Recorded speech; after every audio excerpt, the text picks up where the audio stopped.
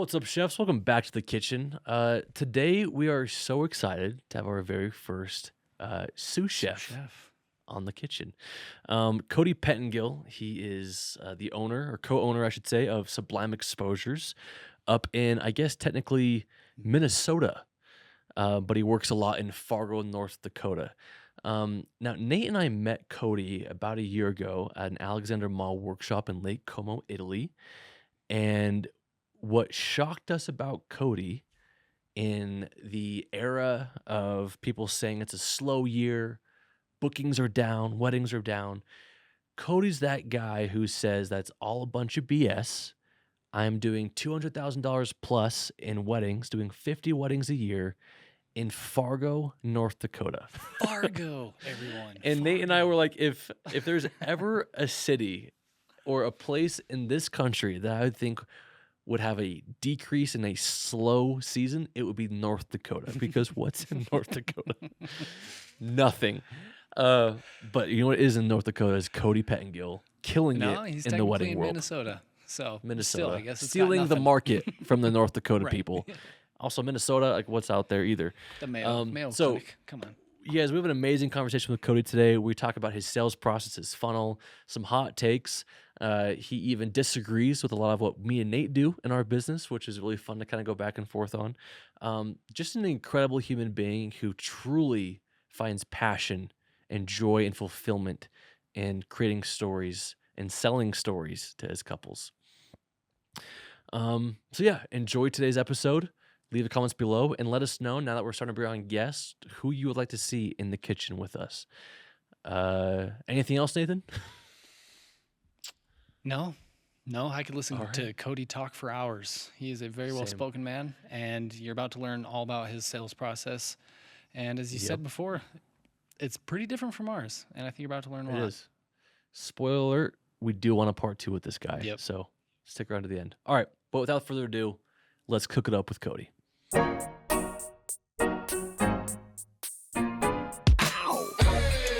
Living in a daydream. Ooh, such a sweet thing. Life on the big screen. It's such a beautiful scene, yeah.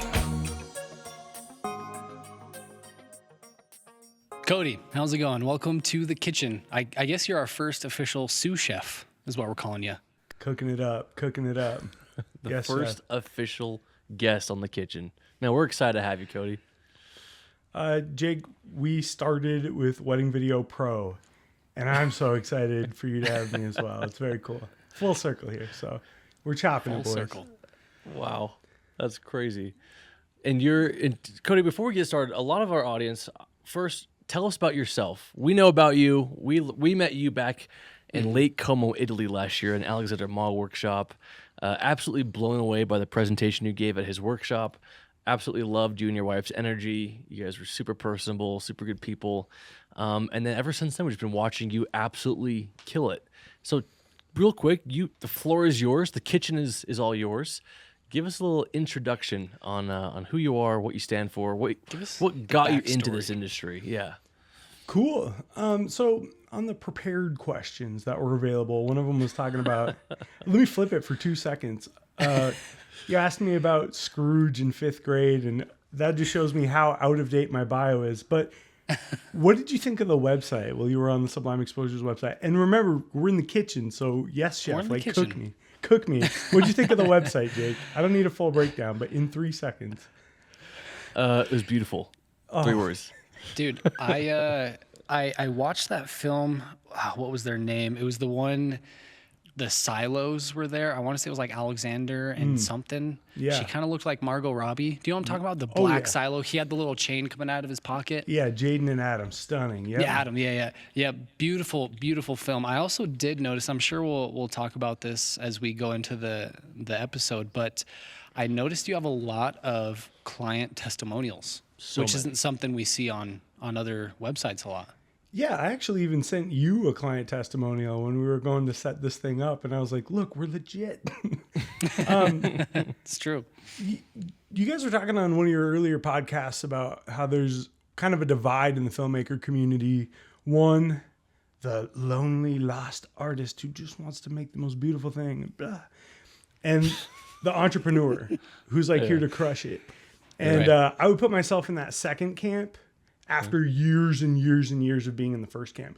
Different mediums. This will lead into my story nicely. I used to play guitar for a really long time.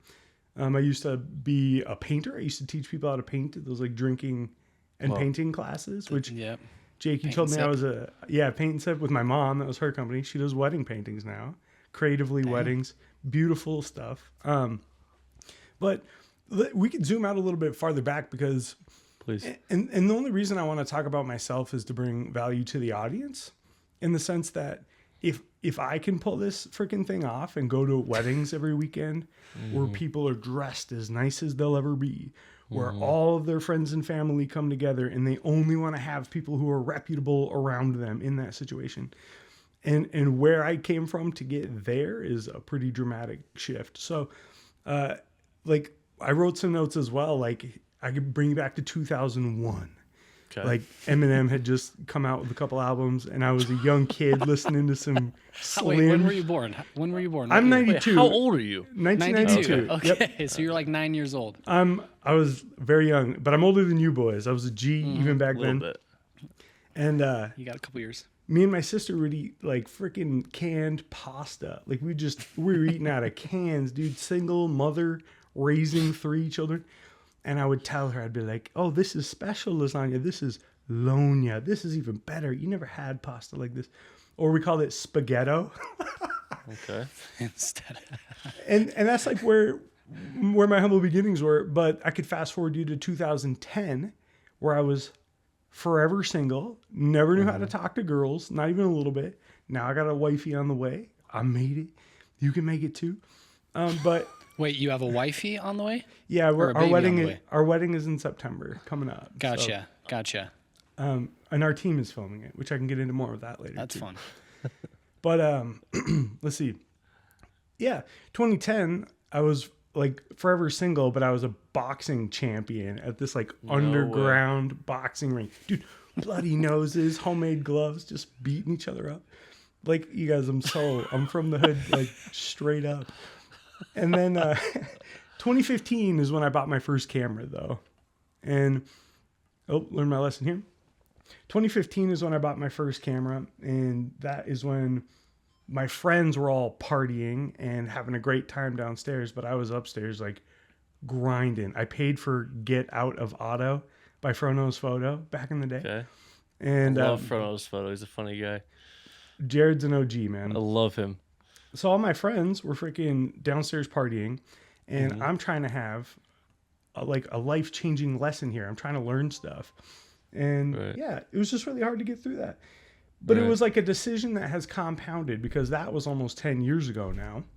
And I'm still building skills, and a lot of my old friends are in prison.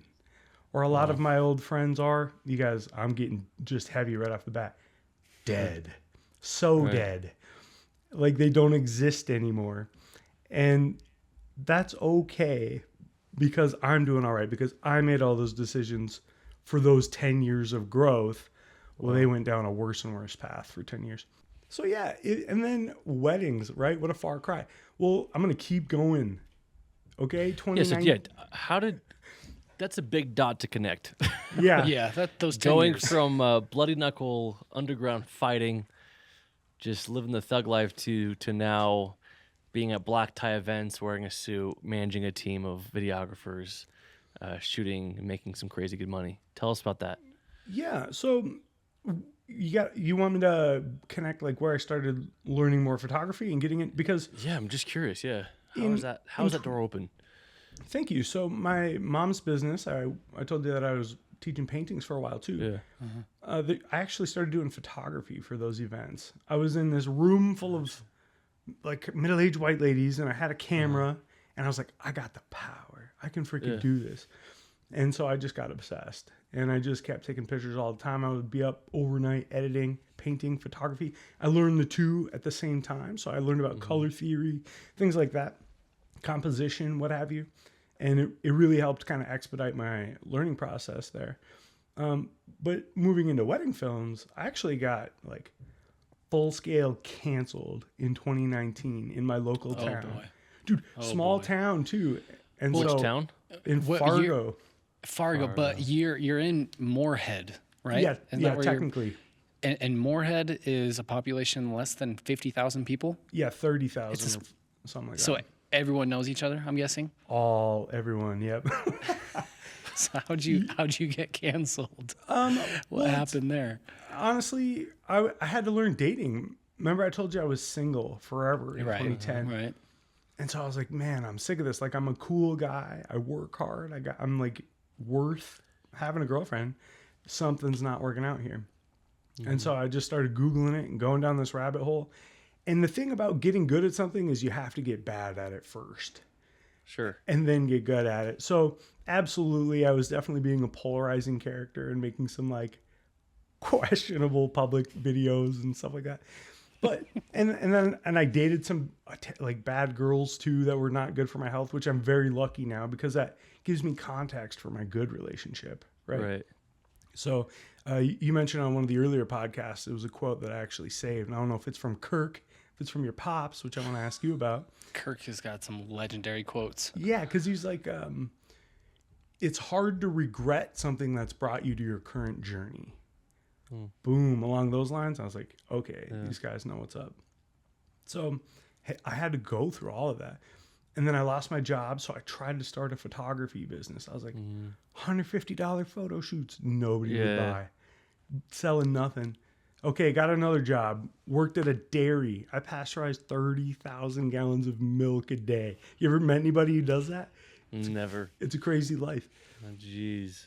And then I got fired from that one. Okay, I deserved that one, though. And I messed up one of the systems. I had it coming.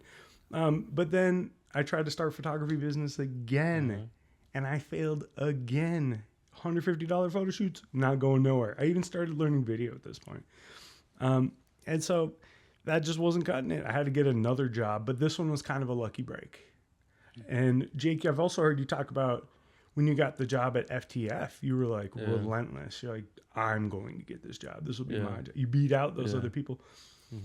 And so this is what I did to get the job at Hatch Realty. I was a real estate videographer for about a year. Okay. Funny enough, that's exactly when our business started taking off. And Haley quit her scholarship 4.0. You're correct. We're very opposite. 4.0 doctorate to quit and join me and do videography. Wow. So ever since then, it literally took off. There's always a little element of luck. You mentioned that before as well. Always. Yep. And it just so happened that we booked a few brides, which is when we realized like, hey, we got to go into this full time. And I want to retell this story because I knew sales, and that's what had allowed me to book a bride at $1,250 when we couldn't even book these $100 photo shoots. I saw an opportunity with this. So sales is going to be a very big topic that we talk about here today because it's kind of how I see the world. But after that one bride, it was game over. And then we booked a freaking college national champion football player. He was the quarterback who played with Trey Lance at NDSU. Big deal. Shout out Noah Sanders, Brooke and Noah, best couple ever. We booked brides last week because we shot that wedding in 2021. Like, No way. so that was our stroke of luck. But that stroke of luck is what we were preparing for with all of those failures. We were ready for that opportunity.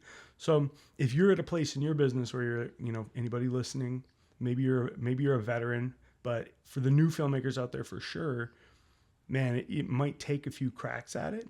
But the other variable that really changed is we got education right away. I was like, I'm not going to mess up somebody's wedding. And so we wanted to learn the right things to do. I hope everyone thinks that. Yeah. I hope I everyone. hope everybody has the thought, I shouldn't mess up this person's wedding. I should know what I'm doing if they're going to pay me money to do something. Boom. So that was a pedestal for like the first 5-10 minutes or whatever. But just to get you guys caught up to speed, because it's awesome. it can be done regardless of where you're from, how many times you failed. Man, so a lot of nuggets I want to dive into, man. I don't even know where to start. The first thing being, just to our audience, just something that once again stood out is it is so important to fail quickly, especially in this industry. Learning what you don't know. There's always that phrase like you don't know what you don't know. And I still like when I think of like I want to take on a new venture or I want to learn color grading or I want to learn gimbal, like whatever it may be about this business, the first question I always have is like, what am I going to be embarrassed about a year from now? Like what things do I not know now that a year later I'll look back on 2023 Jake and be like, oh my gosh, I can't believe I didn't know that. I want to learn that as quickly as possible. I want to fail as quickly as possible so I don't have to make those same mistakes over and over again. Because the worst case scenario is that you start making bad habits, right? And bad habits are way worse to break unless you nip it in the bud at the beginning. And Cody, you learned a lot about that early on. 100%. You said you wanted to quickly, you tried many different jobs, figure out what did and didn't work. I want to first talk about how the $150 photo shoots didn't work, but a $1,200 video shoot, which it sounds like you had less experience doing, did work. Tell us about your sales process with that, how you landed that, the value you felt like you had to add to that couple, and just how that kind of fell in your lap. Because you said all you said was there was an opportunity. So tell us how you. I want to know first about how you were. Like you said, a lot of luck into it, but I want to know how were you available for when that opportunity arose, and how did you secure the deal? Yeah. So first things first, we didn't even have a wedding film in our portfolio when we booked that bride. So I want you, as the audience, to take home how important sales is, because when Haley, she had a great pain. She was in school and she had been a 4.0 academic, top of her class every year, her entire life, no fail, full stop. Right. And then she started to like hate her advisor, and she finally was like, this is not something I want to do. And I was doing a few things that were working at the time. I'd booked a few musicians and things like that. We did some music video shoots, and I understood the sales process of like, what does someone value, and how can I solve what problem they're having?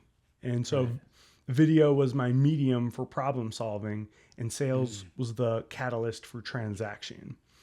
And when the reason we got into wedding films, it was not my idea. Haley was the one who didn't have a job at the time because she had quit school, and she was like naturally going to be really good at it. It was something that she gravitated towards. But as far as opportunity goes, it was actually the opportunity of Haley quitting college. And I was like, all right, if we're going to do it, let's figure out how. So we invested in some courses right away. And even just a very rudimentary, elementary beginner script was what I followed. I straight up followed like a script. And that is what ultimately ended up closing the bride. So we got $600, 50% down, and I was just shaking in my boots. I was so hyped.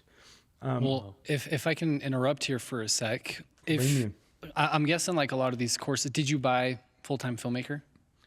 Was that one of the courses? Full-Time Filmmaker back in like 2017 or something like that. My friend Sean introduced me to it, and I did have one wedding way back then. So Jake, I was like listening to you on the dash of my car on the way to my first wedding.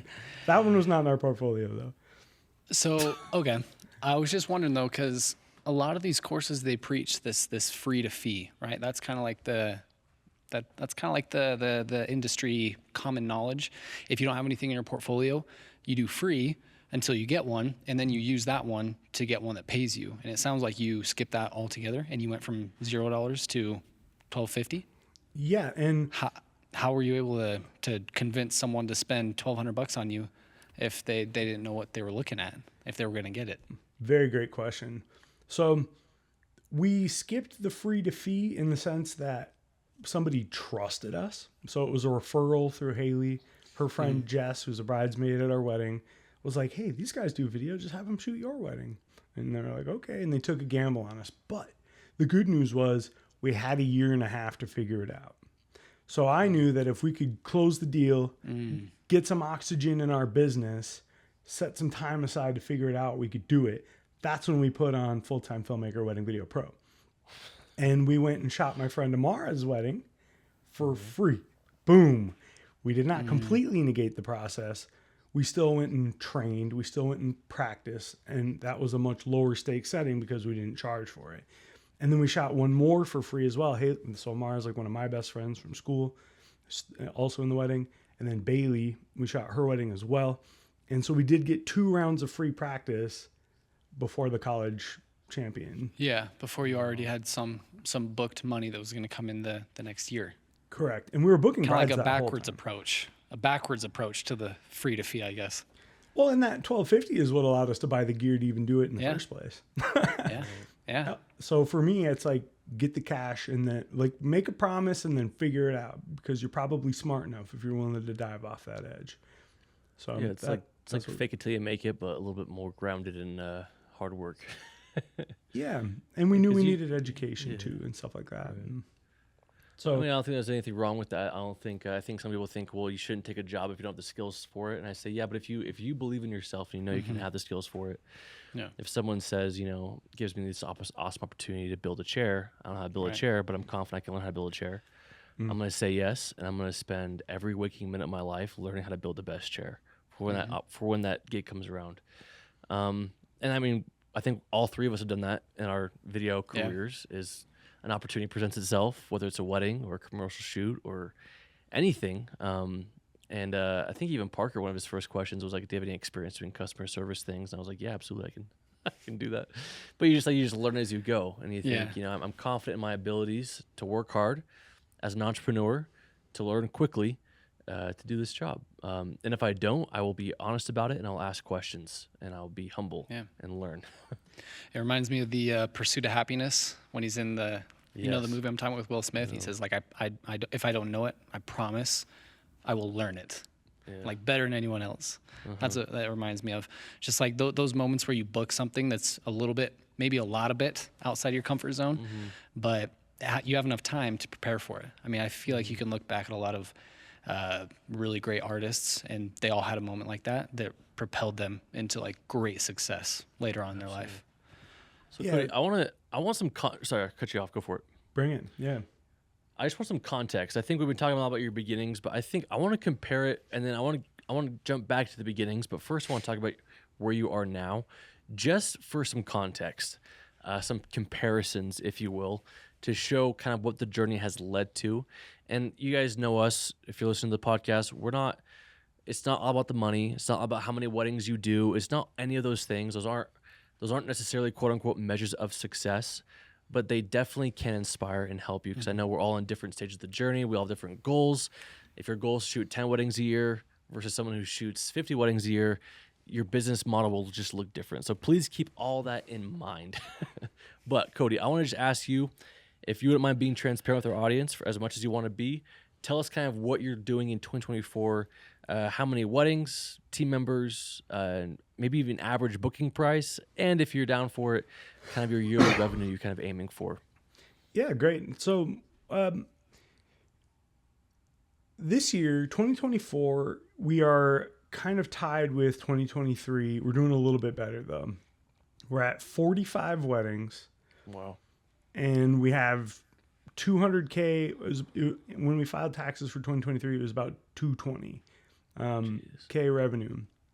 So what That's we're incredible. Thank you. In That's Fargo, incredible. North Dakota, yeah. So, and actually, hot take for you is We're all about it. we don't do any commercial work either. Blasphemy. Really? I'm against commercial work. I'm all in. What? Any of that All in. the commercial work that I do is for Sublime Exposures. I'm gonna commercial my own work because anytime that I spend trying to figure out how to solve some other company's problems with a video is probably time that I can be spending solving my own problems with video. I respect that take. Yeah, I respect it. And one misconception is that there's booking seasons and then slow seasons. And we've had slow seasons, which I would absolutely love to elaborate on because that's why I went all in on learning sales. I got a sales mentor for $10,000 and decided like, I'm going to learn sales. I'm going to get rich or die trying, to use a hood analogy. And so, yeah, this year we're at 200K plus or whatever. And you don't have to be booking or you don't have to be shooting all year in order to be booking all year. So even in the wintertime, people are getting engaged all freaking holidays, Christmas, Thanksgiving. Guess when they're searching for their vendors? January, February, month of love. Run some spring promos. Get rid of your raw footage. Like we have different upsells that we can do and different editors on our team and shooters. And there's not just one source for revenue because I also know how to craft an offer. And so if anybody knows who Alex Hormozy is in the audience, go read $100 million offers and be like, yo, what are my clients missing from their wedding films that I can be providing more of? And so even just in November, we had another 30K month, and 15 of that was just upsells. And it was just raw footage and edits that were already done because our editor at that time was doing it all up front. And then Dropbox changed their terms and conditions. And I was like, crap, we're going to lose all this raw footage. We did all this work on these edits. What am I going to do? Raw footage bundle, $800 a pop. Transaction. My Stripe page was full while we were on vacation in Canada. So the upsells is a completely viable model as well. And I don't need commercial work in order to get creative with what we're doing with weddings to continue to get paid. And that's you're saying you're on track to match 2023's numbers. Or outperform. Outperform. Yeah. Outperform. I don't know if you're aware of this, but apparently in the wedding industry, this year is a slow year for everybody. That's what everyone's saying. That's the kind of consensus That's we're the on getting. the street. Which, our podcast last week, we were talking a lot about you. So the people who are returning from that podcast, this is the guy we were talking about. This is Cody from Fargo, who's doing over 200K in a year. With no commercial work, running no ads. During a slow year, a quote-unquote slow year. In the middle of nowhere, running no ads. So here's my take on that, and I'm just going to deliver it on a hot plate since we're in the kitchen. If you can't take the heat, get out. Honestly, I'll tone down a little bit here. There is 100% truth to the fact that there very well may be a recession on the way. Sure. There's 100% truth that there was an entire year full of canceled and rescheduled weddings. There's probably 100% truth that most of those weddings have already come and gone in 21, 2, and 3. And none of that information serves you. None of that information does you any good. In 2022, I fell for it. I started reading these posts and everybody's like, it's a slow year. There's a recession. We're all going to die. AI is going to eat my mom. And none of that serves you at all. That's why I learned sales. That's why I paid somebody $10,000 to show me how to bulletproof my process. I talk to people who get 5 calls a day and they spend all their time on the phone with brides because they run ads. I get 3 calls a week, 1, 2. But guess what they're booking when they come to our house? Because we have an amazing sales process and an amazing product and reputation to back it up. And if you want to just send off a pricing link and just hope that they understand the depth of your product, that it's going to last them forever and their grandchildren are going to watch it after you're long dead and gone, and that it's worth $5,000, $10,000 just by sending them a piece of paper, good luck booking them. Well, I have a question then, Cody, because our processes are a little different. So me and Jake, we don't run ads. We don't take calls. We're almost complete opposites in that sense. We work a lot with planners, and we really try to get in with planners because we found that when we are in those circles, they are doing kind of free marketing for us. They're finding the couples. They are the ones getting those calls. And if we're the first ones that come to mind and the wedding planner tells a couple, hey, you need runaway vows, the success rate is off the charts, right? So let's say someone has tried that model, someone listening has tried that model and it's not working, they're not getting in with the right planners. And this model that you're presenting is sounding really attractive. They want to do calls. They want to be receiving those 5 calls a day that you say, people that are doing.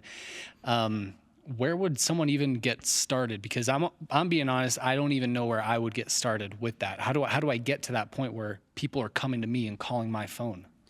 Hey, beautiful question. I was listening to your guys' latest pod, as the big fan that I am, and you guys were talking about your big 3. Number 1, photographers, planners, venues. And number 1, I don't do at all. That gives the power to somebody else. Now it's up to that photographer to send me referrals, and I am at their behest. Now it's up to the planner to decide that I am worth it or not. And they can do whatever catty politics they want. And if I don't make the cut and I'm not in their friend group, then I don't get those leads. So what do we do? Number 2, client outreach was a fantastic number. But to be honest with you guys, so in Fargo, say you do want to run a business model similar to mine. We don't really have much for planners. I had 3 weddings that were booked through a planner last year out of our 45. And maybe 2 or 3 were photographer referrals, 0 from the venue. We're on the venue list, but I'm at the bottom of the page. We're underneath our competitor who starts with a Z, and we start with an S. I'm at the bottom of their page, and we still book twice as many as our biggest competitor. Okay, so how do we do that? You guys aren't going to like the medicine on this one. Let's hear it. Give it to us quick. Have a world-class product. Yeah. Crush it. Have the best films, and let's add on to that. Maybe you're not the best filmmaker.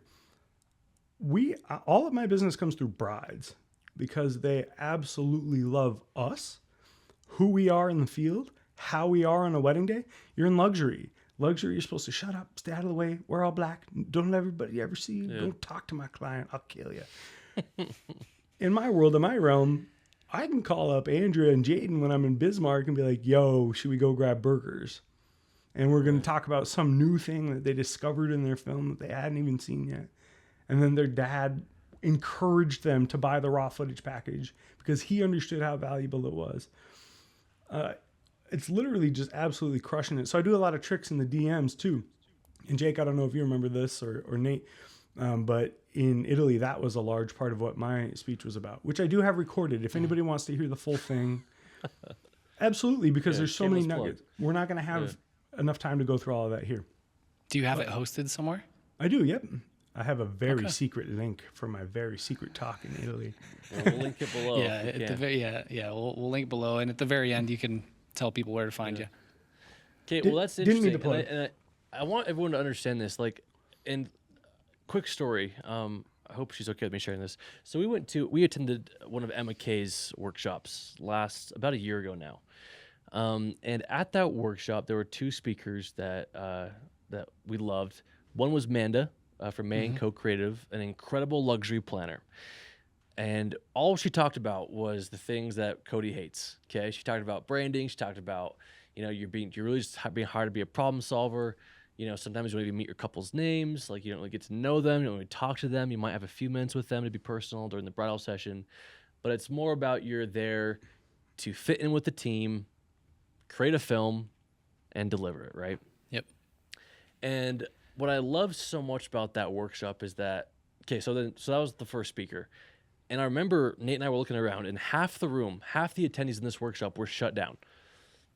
Yep. Probably guys like Cody, people who just like, you know what, I don't like that. If that's the market, I don't want to be in it. I want to have a connection with my clients, with my couples. I don't want to work for a planner. I want to work for the bride. I want to tell a story that is about their relationship and their personalities and all that stuff. The next speaker was Catherine from Blink Films. Night and day approach to weddings, right? She's in the macro or the micro wedding game, doing crazy, beautiful weddings where she's getting iPhone footage, going out to coffee with her clients, getting to know them, pulling audio recordings, making it as intimate of a film as possible. And truly, no client gets the same experience twice. And what I loved about the workshop is that the half of the room that shut down during the planner's presentation lit up during Catherine's presentation. Not to say there's a right or a wrong per se, and I'm sure Cody will actually probably say, actually there is a right and a wrong, but to say, no, it was more about the fact that that your work, that the way you work matters, right? Mm-hmm. If you're somebody in that luxury space trying to fit in with the other space, and you're being disingenuous about how you want to be a creative, then that's going to shoot yourself in the foot in the long run. But like Cody, if you know right away, okay, I want to work with brides. That's where my business matters. That's where I can sell. That's where I can create the most valuable product to them, because at the end of the day, they're the ones who find it the most valuable. If those things are important to you, then you absolutely need to listen up here. But if you're somebody who really, and I would say like us, who really, prefer almost to be a part of a team and to collaborate, work with these planners, and just be on these lists, it's important to know that there's two vastly different ways, and that it really just comes down to what you enjoy doing the most. Am I right to say that, Cody? You're gonna... Jake, my biggest takeaway from you, sorry, Nate, this was a Jake quote, is maybe it was a team thing, but you said there's a lot of right ways to do things. Always. And honestly, that was really inspiring for me on the client side of that workshop. So thank you for that. I am a little bit bullish, a little bit hard-headed, and because I know that my system is repeatable. And if somebody were to copy my system, I'd be like, you're doing it wrong. Like this is missing and this is missing. So, but as far as the approach, as far as how you get to the finish line and want to run your business and what your outcome is for your ideal life and stuff like that, absolutely. It can be backwards engineered for success.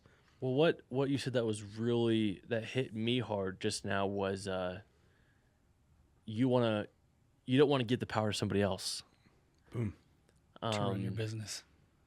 You want to take full accountability for your success, and I would argue it's so quick and so easy for Nate and I, when it's a slow month or a slow year, to put the blame on other people because, like you said, we're ultimately hoping that our marketing and our relationships pay off through availability and through planners finding a wedding that works for us. But I think. And it's easier for Nate and I to kind of take the punches on those months because we have so many other things we do. We have a corporate branch. We have educational things going on. So, but in the real world, and people who niche down in only weddings, it'd be so easy to just say, oh, like these planners, we're losing to our competitors, versus taking accountability and saying, well, I know for a fact that every sale that comes in is through my own efforts. And what we said last week, that quote from that podcast, like, well, maybe your slow month is a result of you getting comfortable with success and you slowed down a little bit. And Cody, do you feel like you've had those months where you had a great run and you started getting a little confident, and because of that you started seeing a decrease and you have to pick it back up, or have you been pretty consistent over the last few years? Yeah, it's not that we don't have slow months. In fact, in June 2022 that's when I decided to go all in on sales, because we had a 30K January and we're like, we're pimping. Let's go. And this, by the way, guys, we didn't start until 2021. Our first wedding was in May of 2021. So now in 2024, repeatable process for 200K per year. That's why you get education early on. So you don't have to go through all the fumbling steps like I did. Anyways. Yeah, absolutely. We had slow months. We didn't have a single booking for 2 months. And then we had in May or in April. But then in June, I was like, we got to freaking do something here. And then guess what? In July, again, after I buckled down and got into sales, it was another 30K a month. And then again in August and stuff like that. So we've absolutely had slow periods. This March is even a little bit slow. We'll post film, or what month is it right now? This May is a little bit slow. And, but that's okay. It's a repeatable process. Like even our full films, we're so lucky in the wedding industry. Everybody thinks it's so hard, but guess what we do? We make media, boys and girls. And so many other industries, if you're making like bracelets or hair ties, you also then have to create content after that. We're wedding videographers. We literally create content. We get so many moments. All of those are marketable. And if your films are good, you don't even have to do anything extra. You can just post a film. And then if with some of the DM stuff that I do, I hype my brides like crazy. I add all their friends on Instagram. I get everybody so hyped for the release of this thing that it just markets itself when it drops. But yeah, people aren't booking all year round, but it's a repeatable process, and I know we're going to come back Repeatable process. Repeatable, scalable. I remember, and you keep mentioning it now, is you're very active on social media and the DMs, right? 100%. And that was something we took away from the Italy workshop. Both you and Alexander talked about that. And the whole time we were in Italy, even being next to Alex, he was just on his phone and we could see him just DMing people. We were in the car and we were just, it was such a different way of approaching things. And he was in the front seat and he's like, hey guys, like, look at this. Like, I just had someone reach into my DMs. I just saw they got married. Boom. And this is what I'm going to do. And he starts just like DMing, like casual conversation. And within minutes, he already had a response and it became a warm lead. And we were just like, mind blown. We came back from Italy just doing the same thing to every planner, every person that came across our page, and we saw phenomenal results. And I will say something that was frustrating when we were trying to start Runaway Vows was when you're running a business, you want to get profit as fast as you can. You want money. You need cash flow. And with our approach of finding planners, we're thinking about, I guess, a different type of bulletproofing our brand. If there are these slow seasons, at least we have people who are giving us weddings because it's probably not slow for them. But the downside for us was that we're trying to build this brand. We need money. But to get money, we need to find these planners. And then even in best case scenario, where we establish a great relationship, they have a client, most likely that client isn't going to be till like the next year or even further out. And so we're not really cashing in for a long time. And your approach, it sounds like you're able to get money real quick, just almost off the bat. And I guess I just want to know a little more about your sales process, because to me, it sounds terrible if I have to always be involved in the sales. Like, did you hire someone below you now who's taking calls and they pass off warm leads to you? How does that work? Because it's not entirely clear with our process and how we run things like that. Yeah, essentially, Cody, walk us through your funnel. Yeah. From cold to close. Well, let me grab you a couple mindset shifts before we even do that. Because number one, shoot, I guess I got off track for a little bit there. Sorry, Tanner. Okay, cold, DMs, post films. People, honestly, I'm always posting to the story as well. So I'm seeing brides on there. Let me talk more about the actual sales call process, because you're asking me about two different skills right now. There's setting an appointment, in which case you are setting the call. You are selling an appointment. You're not selling the wedding film. You're just like, hey, get on with my guy. And my guy is me. Sales is the last thing you want to hire out. You do not want to put that in somebody else's hands. Are people paying to get on a call with you? Oh, no. Well, wedding videographers can, but not brides. No, absolutely not. This is a discovery session. Okay. And the whole point of a discovery session, you guys, it's a customized film. It's somebody's wedding day. It's not just so that I can like push their buttons and do some ninja psychology and make them book. It's because I can actually tell I call it story selling, because this is their story from the bottom up. How they fell in love, how they met all their friends and family, their grandma who's not going to be with them in 10 years. Why is that important to you? How come you wouldn't want to just do this on an iPhone? Oh, the quality's not as good. You don't really trust the editing. You don't want your friends working on your wedding day. Oh, all very interesting. That sounds like you'd like to be present. Is presence something that's important to you? Got it. So if you had a professional on your wedding day capturing all these moments, would that help you relax and enjoy the moment that you're in on your wedding day? Very, very good. I think we can do that for you. Why now? And they get to tell you their story. When's the last time somebody sat down with you and listened to you deeply, deeply for 30 minutes, an hour, taking notes, listening on how they can solve your problem, on how they can make your memories last forever on this day that you're spending all of your money on? One and done. The cake dries, the flowers die, and the drink and food gets eaten, but the video is going to last forever. So we might as well measure twice, cut once, get the thing right, have somebody who's going to be comfortable with you on the day of your wedding, that you can actually enjoy having around and know that it's going to get captured well. You're going to be able to enjoy it. You're going to be able to relive it. You're going to be able to show it to your kids. And so when I can now they feel heard, right, Cody? They feel they don't feel like you're selling them a video. 100%. They feel like you're offering them a solution to problems that they just vented about for half an hour. Isn't it crazy? Be present with somebody and they will feel good about it. And did you learn this? Did you experience the other side of that spectrum? Was there a time in your career before your sales kicked in where you felt like you jumped on that initial call and you felt like for half an hour you were just slow pitching a client, and they're like, yeah, okay, we'll let you know, and then you never hear from them again? Well, and it's like, oh, it's because I was pushing them into a sale that they hadn't even convinced themselves they needed yet. Boom, 100%. And I call that you're either being pushy, which is another part of my process I absolutely do not want. We have a local competitor very big company, even bigger than ours, and they do different things, not just videography. But they are known, their reputation is for being very pushy in their sales. I don't want that. I'd rather not get the sale than be known for that. But then there's the other side of it where the videographer, photographer, we're trying to be their best friend for 30 minutes. We just want to hang out. We just want to vibe. And then they get stuck in that friend zone. Because then the pitch comes very abruptly.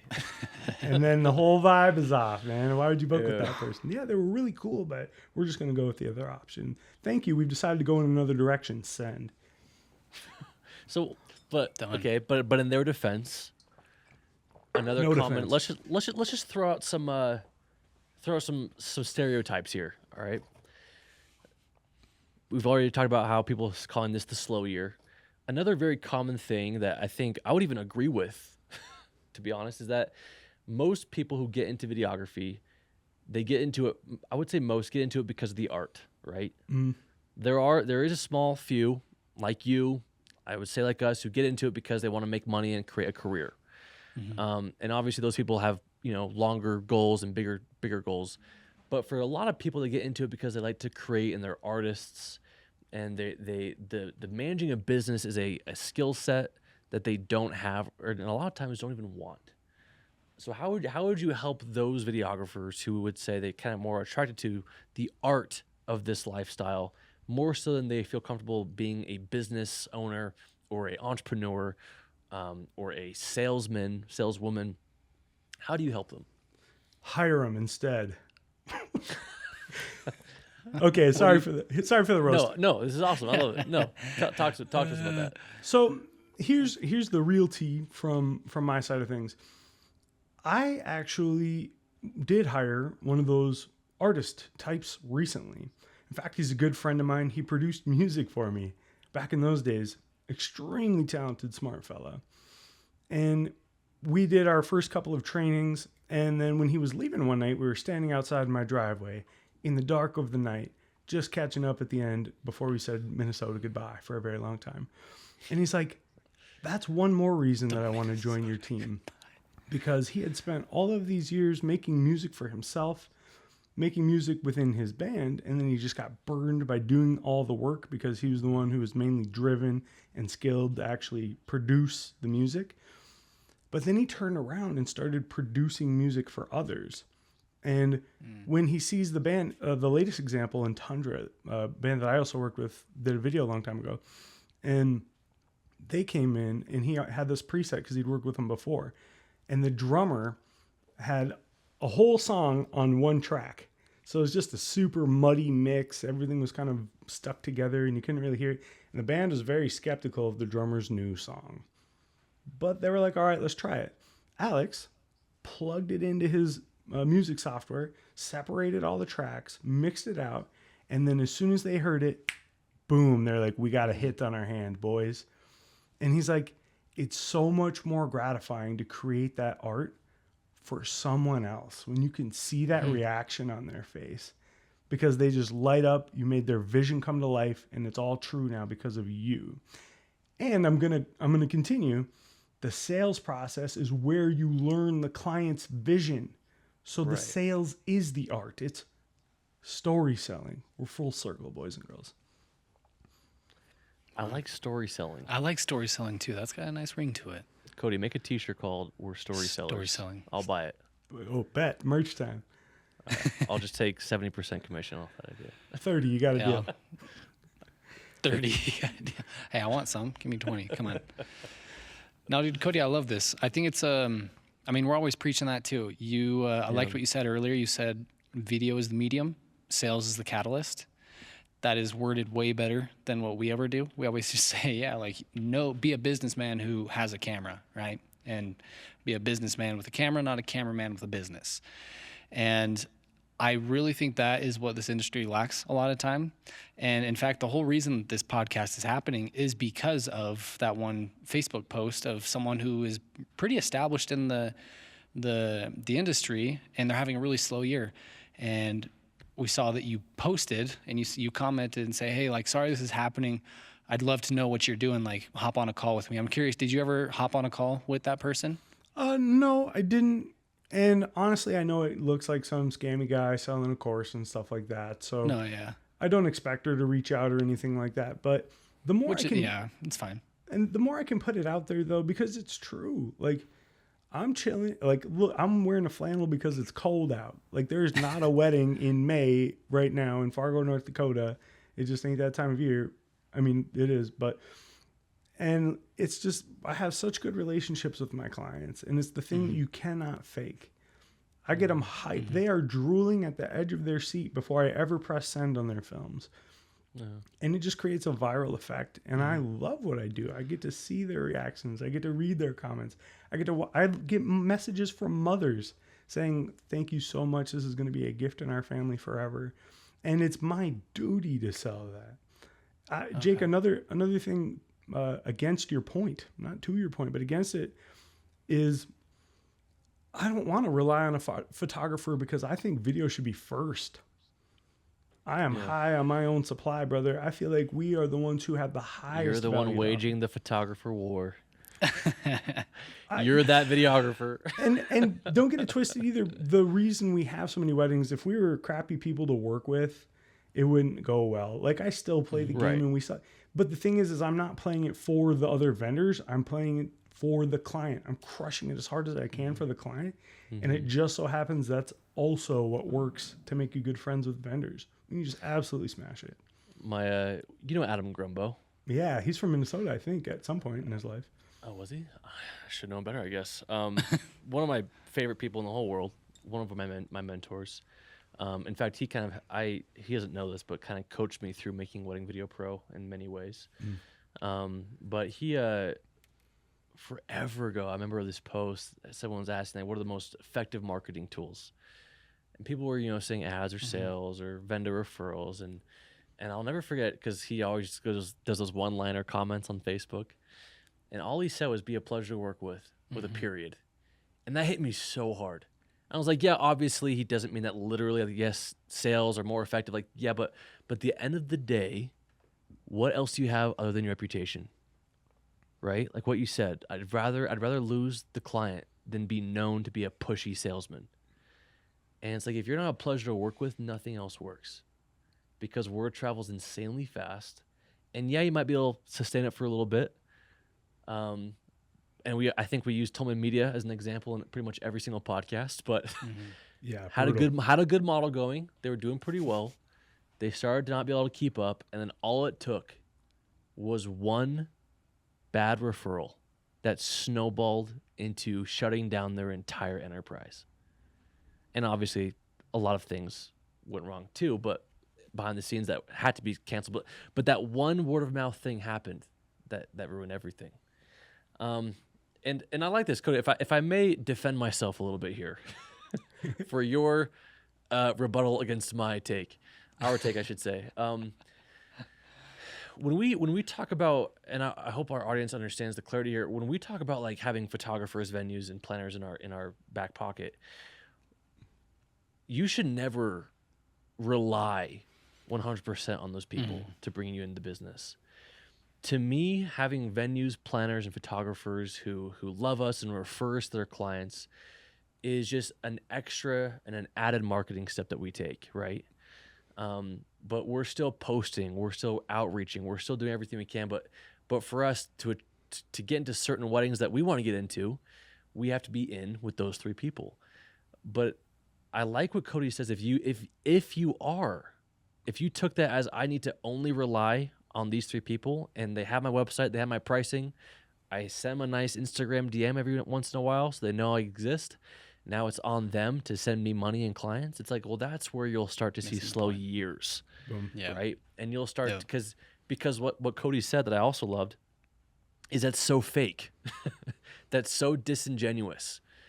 And we had a call to planner today. But the whole point, you don't want to come across as like, hey, I need your work, right? And a lot of planners, especially I'd say planners more than venues and photographers, see through that lie of you trying to build a relationship when in reality they know all you want is money. And because you're approaching it from I just need a job. And nobody wants that. Nobody wants to give work to people like that. But if you're adding value and creating a product that sells itself, then the goal is that those planners, photographers, and venue owners are just now another lead magnet for you, right? That opened the door up to a conversation and into a call.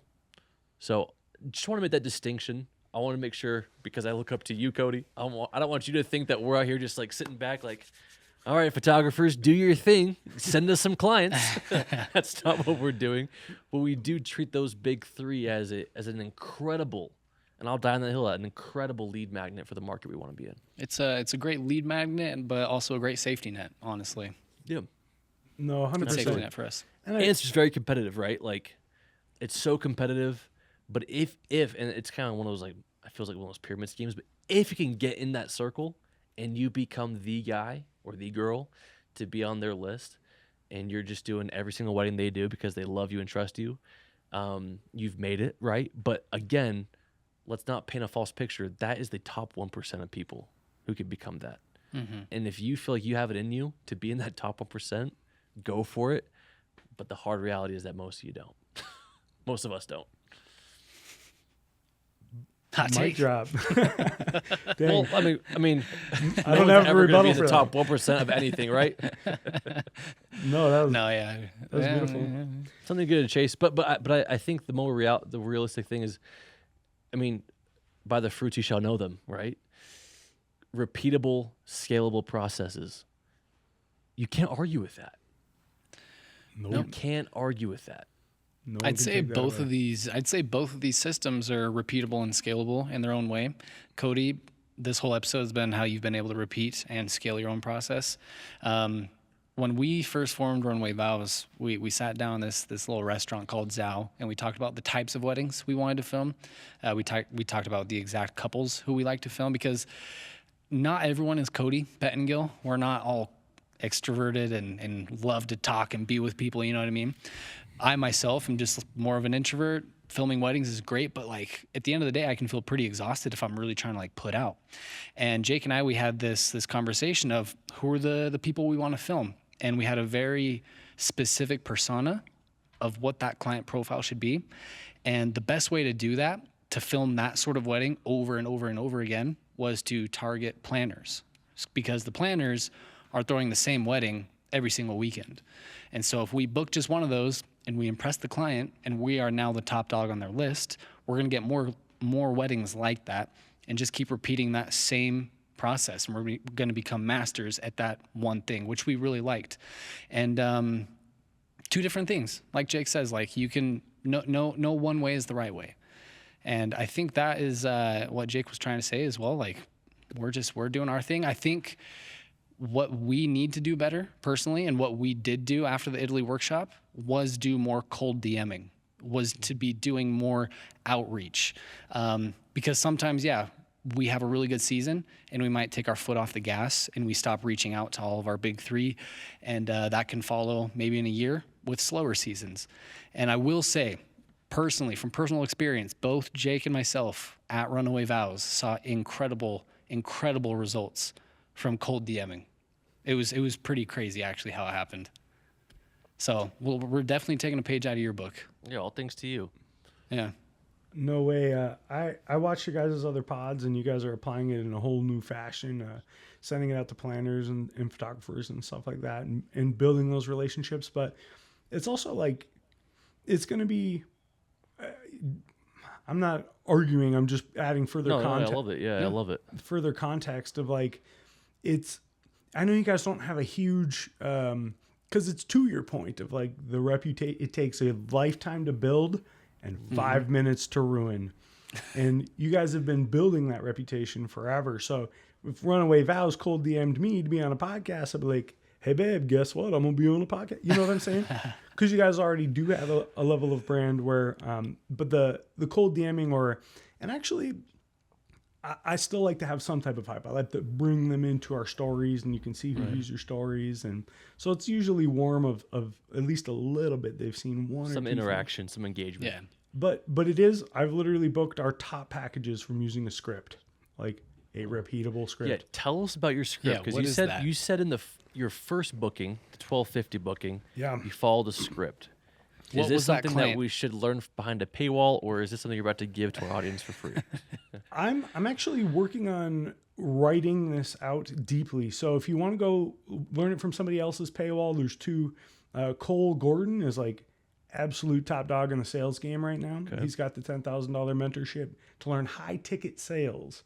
Problem with learning it that way is that it's meant for a lot of like coaches and course creators, which is fantastic, but talking to a bride is quite different. And so Yeah. that's where I turned it into my own. And the person I did that with was Jackie Ma, Alex's brother. Genius. With Love WFM. Jackie. And I haven't given Alex proper dues because I'm trying not to overly plug anything here. But when I No, talk, we plug Alex how you want. He's a Yeah, genius. we talk about him. Yeah. yeah, he was, when we booked that college champion, Ama is the one who told us to do the next day preview, walked us through that. We got 50K views on our first post. Wow. Like that's where there was some luck and but also some preparation. So all due respect for Alex Ma, but I've also been the one who's in the field for the last 4 years, actually delivering the script to brides. And so, I mean, how deep do you want me to go? Should I give you like a brief overview of what it's I actually? think I'd structured? rather, yeah, kind of like the principles of the structure is what I would like to hear. And I would love to know like what it was like from A to Z. Like if I'm here and I'm listening to this podcast, I'm in year 1 and I'm loving what you're saying. I want to apply it. What do I do? Because we tell people go find planners, venues, photographers. That's probably the first step. Where was the first step? What was the last step in your process? In the extent of our consultation calls, what we tell people, do you got to restart the camera? You good? Just did. Okay. What we tell couples or our audience on our consultation calls, I think is pretty in harmony with what you say.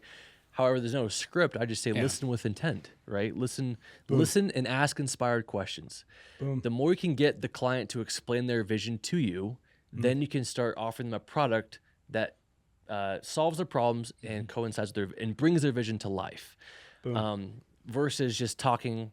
Because I remember we had one guy, he just was like, I tell him about how many shooters will show up. I talk about, what we wear and like what cameras we have in our drone and all these things. I'm like, well, what did you learn from the couple? Like, what do you mean? They want to hear about our process. I'm like, they do, but they don't. Yeah. So Cody, I want you to tell us like your initial call, kind of walk us through if we were a client. Because you kind of did earlier. You kind of gave us like a little Role like, play. presence is important to you. You want to be present. Like you kind of did that a little bit. But yeah, kind of give us a rough outline, a little skeleton, if you will. Where does it go? Yeah, let me tell you right away that Jake, those are the fundamentals. Everything you just said, spot on. Listen with intent. Let's freaking go. Yeah, that's exactly. If you're gonna start, that's exactly where. Sorry, I just totally stole your thunder then. Yep, I got nothing, guys. Hey, great pod. See ya. All right, that's a wrap, you guys. Give Cody a follow. So listen with intent, and then deliver it. Just tell them that you can deliver exactly what they say. Attach a dollar amount to it. Okay, that's the value conversation. When do you attach the dollar? Like how? Because a lot of guys are nervous about that part, right? A lot of people How aren't often do you salesy. get that white elephant or that not white elephant? Get Listen, that elephant in the elephant in room the out room. there. Listen here. Price dropping is not for the weak. We'll get into that in a little bit. So, And have we already said what your average pricing is? Have we already talked about that? Did I miss it? well, I got to give you context because when we book teams, like we just raised our base rate to 4K. Okay. But for a while, shoot, man, while we were launching that thing, Haley and I would book it for $2,000, $2,500 and then go shoot it ourselves because we cashed a check our butt couldn't actually do. So then we had to go shoot it ourselves. So it was a building process. I didn't want to be like Tolman. I didn't want to be like Glosser Images. Glosser Images is from Bismarck and they have $1 million lawsuit against them for building. Yeah. That so sucks. Why did I know about that? Bismarck's in North Dakota. They're our neighbors. Yeah. I did not want to be like be that. aware of that. All right. So we've been building our team to also be bulletproof. Anyway, that's not the question that you asked me. The sales process. So if I were to go, let me go one step deeper on what you brought out. And because it's not necessarily just asking what they want, telling them they can do it and giving them a dollar amount, boom, good fundamentals. But when you start actually learning sales, it's like you're facilitating a transaction and there's going to be logistics there. It's like, well, who's actually paying for this? Oh, your mom. Is this a conversation she should be in? Great. What are some things she would like to see in the video? And then you can paint that picture with her. But it's not only hearing their vision, but also knowing the objection that's attached to that vision and then being able to root out that objection ahead of time. So one is like a pain objection. And this is one I was writing earlier. I was meditating on. Yeah, what's a common pain objection from a bride? Well, first off, there's pain associated with paying thousands and thousands of dollars for video when you've already got a whole wedding to pay for. The And understanding they've probably already dropped $5,000 on a photographer before talking to you. I'm Yeah. guessing most of the time. Yep. And so now it's like, oh, we got to do this again. And that's going to hurt. So the pain of not getting video has to outweigh the pain of paying for it. Wow. I like that. That's And nice. and I don't, and trust me, I hesitate to write this chapter because in high school I was lovey-dovey. I used to wear bows in my hair and listen to Jimi Hendrix and all that happy. I was a hippie kid, but even while I was boxing, No, you didn't. 100%. Man, you have the craziest history. I'm a little older than you guys. Where Yeah. did you come from? You're like I was 4 fighting years older. underground street clubs, bloody knuckles. You're Then I like went to 4 bows in my hair, and now no. I run a video production company. Bows in my head My when I friends was are literally gone. fighting. Okay. So the pain of paying for the video has to be less than the pain of not having the video. So what are some of those things? And I don't want to like, So you guilt trip them. that's exactly what I don't want to do, right? I don't want to like prod at people's pain. But the thing that we're doing is we're extending the time horizon that they think about this decision on. If they think about Interesting. wallet, ouch, or no Next footage of 50 years. no footage of grandma for my children to watch. And good footage, right? Because you want to Yeah. lose them to a cheaper competitor. Yeah. Right. Or have somebody miss it, not get them in the photos. They're like, I get that all the time. They're like, oh, do you have any of this? Because blah. Sure do. Gotcha. We're professionals. So it's, what are those pains? It's like, and furthermore, I get sneaky about how I ask it because, and I even tell them this, I have nothing to hide, but I'll start with, so do you know anybody else who got video? And they're like, oh yeah, one of my friends had this, and one of my friends, and yeah, and I think they really liked it. She said she would do it again. In fact, now that I think about it, she said that's one of the things not to skip because you can't go back on it. Yeah. Anyways, and so here's the key: I'm getting them to say it in their own words. I know the answers to most of these questions, you guys. There's some variation of the same thing every time, But you're getting the client up to speed. and they need to say it themselves. It's consistency Right. bias. Go read Influence by Robert Cialdini. It's one of the strongest things. People hate to be wrong. So if we say something that in the past, we have to agree with it now. You and I are entrepreneurs. We're maybe a little bit smarter than that, but we're still don't think that you are because you'll fall victim to it. Okay. Anyways. So one of the things, and then I asked, oh, so do you know anybody who didn't get video or anybody who might have skipped that for some reason? They're like, yeah, actually, my friend said she didn't have it in the budget. And you guys, I'm going to talk about some heartfelt subjects, so I don't want to dismiss them. But we've literally had brides book because their best friend had a wedding and didn't get a video, and then their father passed away. And now they don't have footage of their father's speech. And What a then, great thing to draw from, right? and so What a grounded thing to connect with. it's to- literally my to, duty to make this video for them, right. you guys. Like, I have to. This, if I don't, what are they spending money on for their wedding? It's going to happen once. Everybody's looking, and then it's gone. Like, Wow. and furthermore, my internal beliefs is like, dude, consistency bias. What we just talked about. If you say something, you have to uphold it. What about your vows? What about declaring your love for the person you're going to spend the rest of your life with, hell and high water? There's going to be hard days in a marriage. Kids are going to be screaming. You're going to be at work and not wanting to go back home and deal with it. But guess what? If you can sit down and put on that pillar of love that you declared to each other on the most heartfelt, warming day of your life, everyone's up together on either weddings or funerals. And so everybody's watching. And when you say that to each other and it brings you back to that day and you fall back in love again, and that stupid thing you were fighting about doesn't matter anymore. You guys, it's our responsibility to sell this product first, then photography, first, then planners. Okay. So the pain of not having this all of a sudden doesn't seem so bad because you're going to have it forever. And it is going to impact your family. And they will be able to play it for you in the nursing home one of these days. And you can have it for every anniversary. And your mom's going to be proud of you. and everybody's gonna love you because of what you've done. 3, why not have an iPhone? Yeah. Or 4, Yeah, one of our Especially friends now. shoots on an iPhone. She does great work. Well, like with the whole rise of the content creator thing, like some Yeah, people, I know it's what we've you heard mean. of that. Yeah, I know Yeah, what you yeah. mean. Some people are opting out of video work Let me- altogether just for a content creator. well, then let me tell you why I ask that question. Yeah, yeah. I'm gonna pretend I'm the bride here. It's like, yeah, like Because you're referring to people just like yeah. holding their phones up and Boom. yeah, just like I have someone who's just gonna film on the iPhone, probably upload some content. Well, that's not normally how I would ask it, because I also have a very big frame where they have to like you're right, go right. along for my ride, because I'm here to Yep. help them, because I know what's best for them, because I've done this 100 times in the past. So like, interesting. So, I mean, I got one of these fancy new iPhones, and honestly, the things take pretty good footage. So why not just have a friend do it? Or what has you interested in booking with a professional, I guess? it's a great Gotcha. question. It's an Yeah, I'm excellent sta- question to ask somebody. You got me there, dude. Yeah. That's, And- yeah, no, Well, I well, love what's this. the what's the typical response? I'm curious. What do you feel like is Absolutely. And it varies. For a lot of them, it again boils down to presence. Well, honestly, I first off, I wouldn't really trust any of my friends. But secondly, I want them to have fun and be present with us. I don't want people on their phone at my wedding. I don't want them to enjoy it. Those are 2 of the answers. Like, A, I don't trust my friends.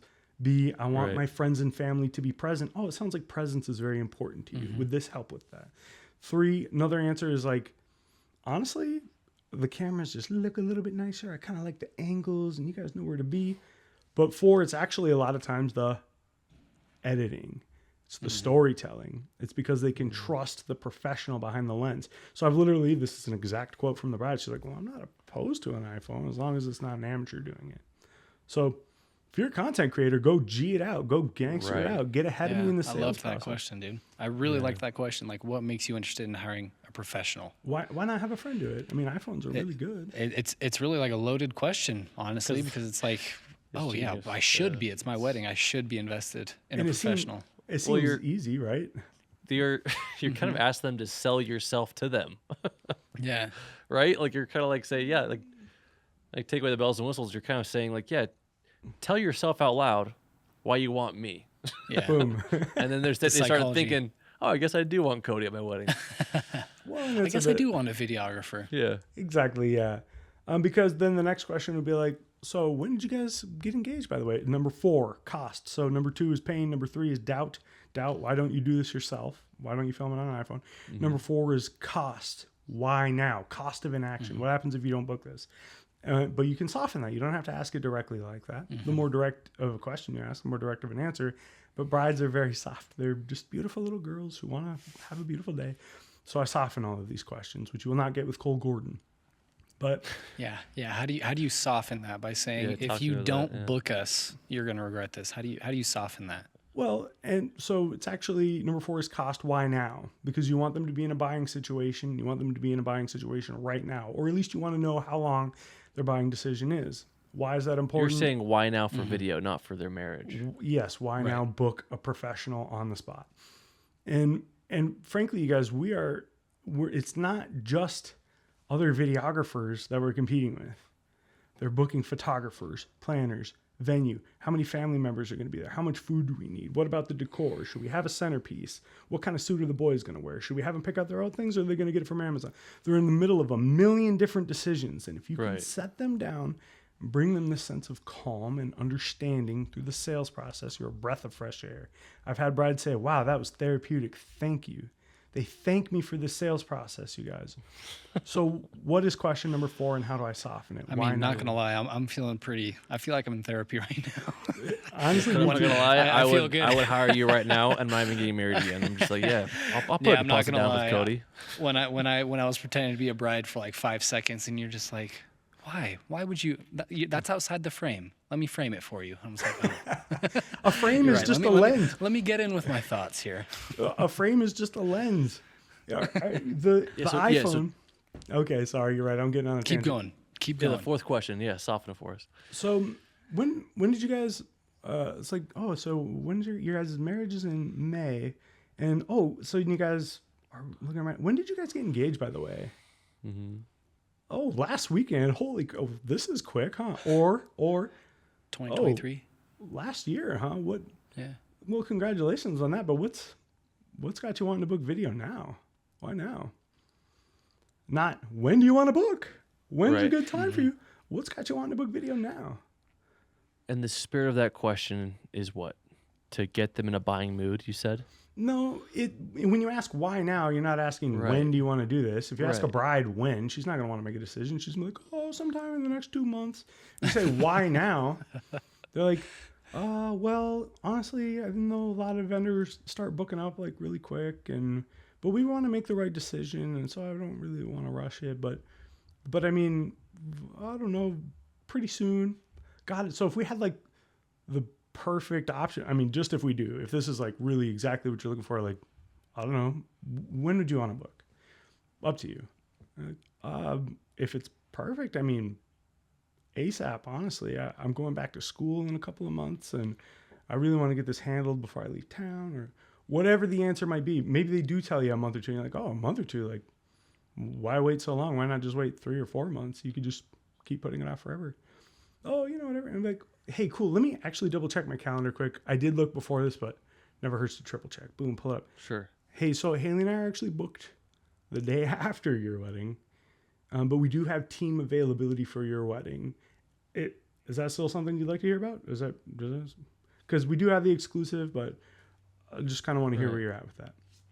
Everything gets consent. You get consent, you draw empathy, and then you move forward. But the thing is I'm rooting out these objections. 2 is pain. It's like, it hurts them to not have this. 3, why not do it yourself? Okay, Right. so you said you didn't want to do this yourself. You said you need this footage of your grandma, and you also said you wanted to do it now. Anything else holding you back? Number 5 would be solution. What other options have you looked at? And you're not asking because you're scared. You're asking because you're genuinely curious. It's like, well, what other videographer options have you looked at? What do you like and not like about the different packages and videos you've seen? I'm like, oh, well, some of them are just kind of really slow music, and the footage is just kind of put together. I don't know how to say it. It's just the editing. It's just, it's not. And then I saw this other one. The price is really good, but just be honest, they're kind of like pushy. It wasn't a really good vibe. Oh, interesting.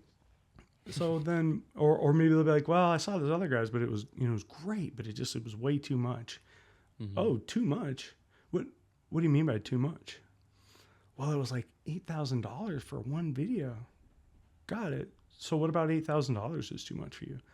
Well, we're spending $5,000 on our photographer. I don't know, I'm going to do that. Or maybe it's $4,000 or whatever it is. Because I've booked brides that said they were only going to spend $2,000, and then they spend $6,000 with us. It's like, wow. You just have to find the willingness to spend. And if you truly listen, if you truly solve their problems. So then 5 is solution. Like, what other options? And brutally, you're trying to disqualify these other options as hard as possible. Got it. So they do photography and video at the same time. How do you think they do that? Are they? Because I don't think anybody can do what we do. I mean, we're a dedicated team and we can barely do what we do. So I don't know about how do you think they can get away with charging that much or that little or whatever it is? And then they tell you all the other reasons why they don't want to book that person. 6 is trust. Well, then, I mean, thank you for telling me all that. I really appreciate it. What was it that made us stand out for you? Boom. Well, Sublime Exposures is actually fun. I hear about how much good time you guys have. I just love I don't know how to say it, the editing. It's just like you really capture the essence of the couple. I can tell it's truly customized to what the couple is. They don't all feel the same, like cookie cutter. Oh, got it. Custom films. Thank you very much. That's something we work hard for. Is that important to you? Boom. Yes. Number 7 is support. Who else is booking this with you? Obviously, you and Eli are booking all these things together. I mean, is there anybody else we should have this conversation with? Got it. Number 8 is money. So then this is when you start figuring out budget and stuff like that. And that's only the first half of the sales call. We haven't even gotten into the offer or how to tell them things or explain it in a way that they actually care about. But anyways, obviously I could do this all day. What else? No, I was about to say, I as he takes a sip of water. What else you guys got for me in the pipeline?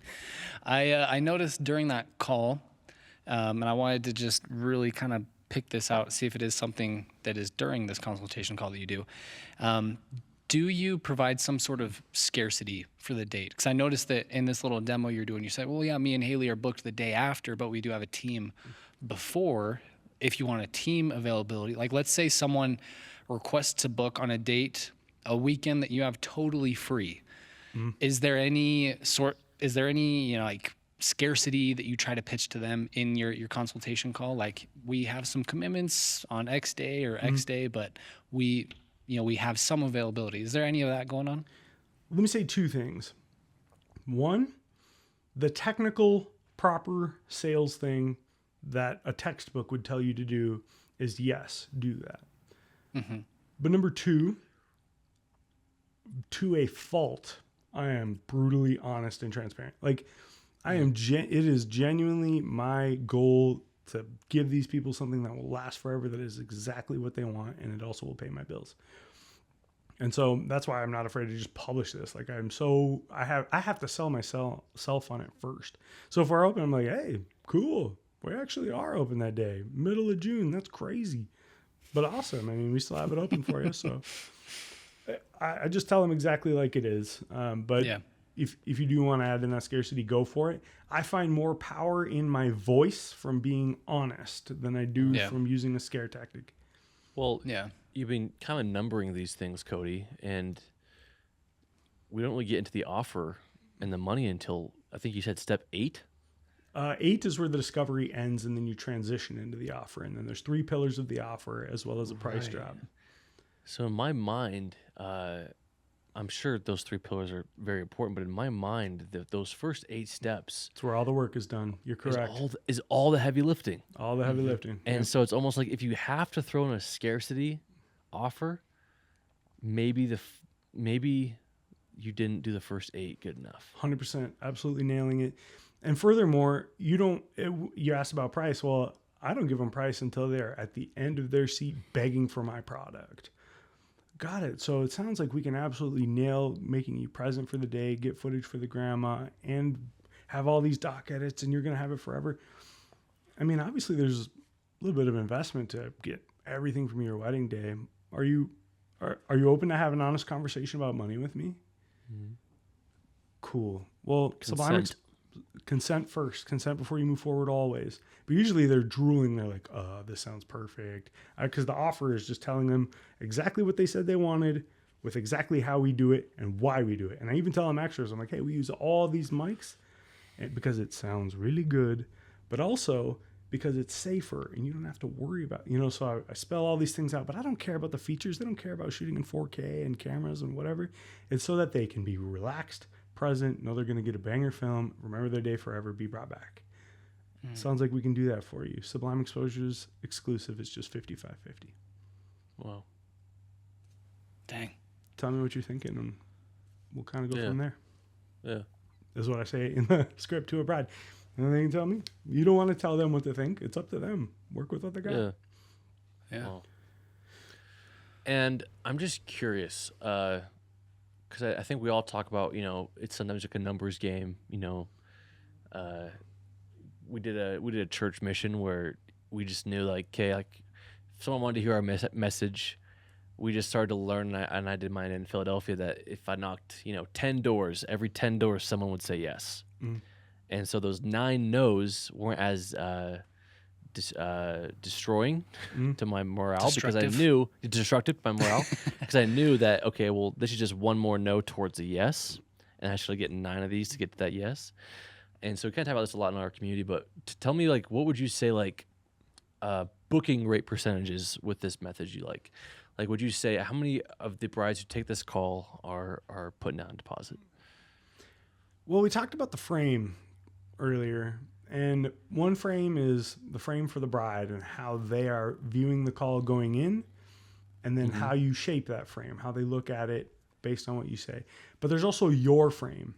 How do you feel going into this call? What is the way that you are looking at the world when you jump on this? Yeah. Are you getting on to take the money, book the bride, make the movie, be a filmmaker, I'm so cool? Or are you getting on to give them this lifelong product? And I would say that it's a slow season, it's a slow year, everything is terrible. I think that's a toxic cancer. I agree. And I think it will kill you from the inside out if you don't correct that immediately. Problem is, it's tough to correct it without proof. So check your intention. How are you getting on this call? Are you scared? Is the world falling apart? Are you going to get COVID again? Is your Ethereum down? Whatever it is, relax. It's okay. Can you help these people? If so, it's your obligation to do so. Right. For the last 2 months, 3 months, actually we won't count May, but March, February, and April, we're all 100% close rate. Really? And that's not a good thing. That means my prices are too low. It does. I was going to say that. which is why we increased our prices, because we just kept getting booked. And I was like, geez, dude. 100%. It's amazing, Cody. Thank you. Well, but that's not necessarily typical, but because we have such good relationships and we don't run ads and all of our brides are from referral, they're excited to get on the call in the first place. Wow. I think I've had 2 that didn't close, I guess from the end of April or May or whatever. And that one, they were from a vendor show. They were cold leads, but selling cold leads is also an important skill. So, but we do ours 100% on referral by crushing our product. It's amazing. So thank you. And I know 5,000 isn't like the top dog of the world or anything like that, but it's not about that. In Fargo, we're absolutely killing it. We've stress tested our prices. We know when they stop booking, because we tried to raise our prices this time last year. Didn't work out. And raising your prices is based on demand. But if you can close them, I guarantee you're going to add $1,000 to every single call you have, $2,000, double your prices. We went from $1,250 to $2,550 to $5K within our first 2 years. And it's just been kind of stuck there because that's about where our market cap's out. But that's okay too. I want to do weddings every single weekend. I, honest to God, love it. It's such a great time. Well, thank you for saying that, because we've been talking a lot about pricing we have a coaching program going on right now, and we talk a lot about pricing yourself. And first, like, you have to make sure that what you're being paid to is paying your bills, or else you're just going to continually lose money on your 100%. Business, and you'll never be able to scale, right, or grow. So one, like, that's the first factor. But two, what you said is demand is what makes all the difference. The difference between, even just what you said, raising it from 4 to 5, was solely because of demand. You could argue, everyone could argue, like, we're better filmmakers than we were last year. Maybe our process is a little bit more refined. Is that worth a price jump? Probably not. But what is worth the price jump is demand. Universally, in every market, if demand is high, raise your prices, right? So I think what we talk about, like, as long as, like, obviously people, make sure your numbers make sense. Don't just plug in a number to fit in with, whoever you think it needs to be, and try to fit in with what Facebook groups are saying. Make it make sense, but also demand can fluctuate your prices. And if you're not booking for months on end, maybe your prices are too high. And if you're having 100% booking rate, maybe your prices are too low, right? Jack them up. I love that. It's that time. Put them up. I love it. Cody, we're going to do a few more questions, but I didn't realize it's been an hour and a half. Yeah, I've had to restart my Canon. So a couple times now. I had to Sorry, run and grab a new so much of battery. your So I was like, time. oh shoot. No, I'm loving it. This is where I want to be. Thank you for the time. No, and you're someone who you can teach all day long. Like, I feel like we should book a coaching call with you just to go over everything, because you're definitely pointing out things that we don't do in our process that we can definitely take from you and learn from you. Do you offer coaching calls? We have started to, yes. As of recently? Yeah, I'm kind of leaning away from. So I've been coaching sales for Alexander Ma for the last 2 years already, actually, with his brother Jackie. So very, very familiar with that process. But Haley has actually jumped on board in the coaching process as well. She went to school for writing. Wow. So the storytelling in our films it's really good, undetectable. But yeah, she's very important as well. Anyways, we have a few options, correct?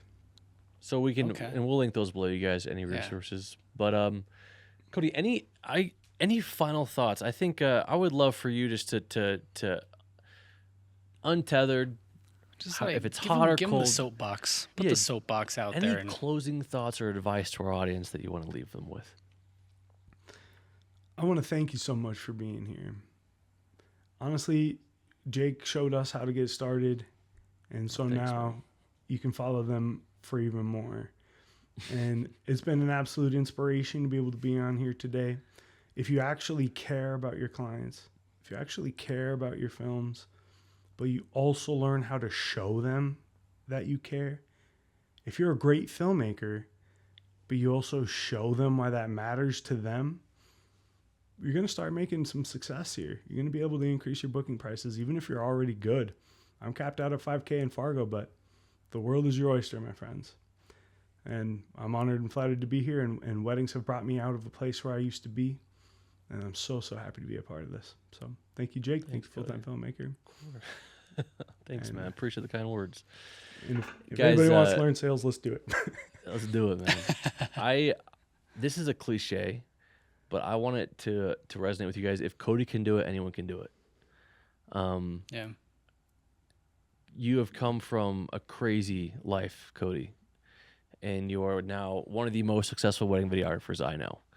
And I measure success. We can measure it based on the amount of bookings or amount of money you're making or how big your team is. But I think true success is that you love your job and you're fulfilled in your work and you're bringing joy to other people. So by that metric, I would say you're one of the most successful wedding videographers I know. I agree. You're killing it. You inspired me and Nate. We talk about you. We've been talking about you for a year now, ever since we met you. Just absolutely love what you do. You guys make sure, if you're not already, you're doing yourself a disservice by not following Sublime Exposures on every social media platform they have to offer. Cody's in our Facebook group, and so any questions you have, shoot him a tag. I'm sure he'd love to answer your questions. Hopefully I can volunteer you that way, Cody. 100%. I'm on board. Okay. I'm just like prostituting you around Facebook groups. Sorry. I see where the runaway comes from in vows now. But Cody, like, genuinely, thank you for being on here, man. I thoroughly enjoyed this conversation with you. I learned a lot, and just felt very inspired by you. So thank you for being on here. Thank you, boys.